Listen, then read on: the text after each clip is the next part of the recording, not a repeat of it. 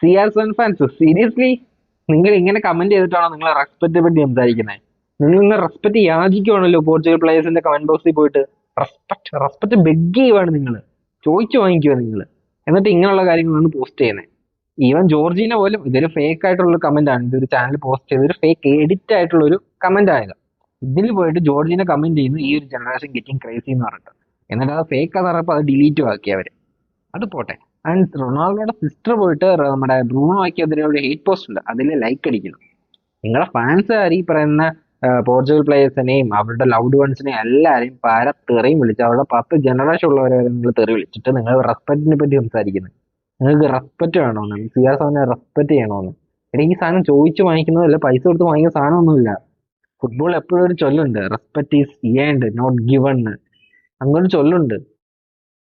എന്നിട്ട് അവർ പോയി യാചിക്കുന്നു കമന്റ് ബോക്സിൽ എല്ലാവരും തെറി വിളിച്ചിട്ട്, സകല എണ്ണത്തിനും പല തെറിയും വിളിച്ചിട്ട്, വിളിക്കാനുള്ള എല്ലാം വിളിച്ചിട്ട് റെസ്പെക്ട് വേണമെന്ന്, റെസ്പെക്ട്.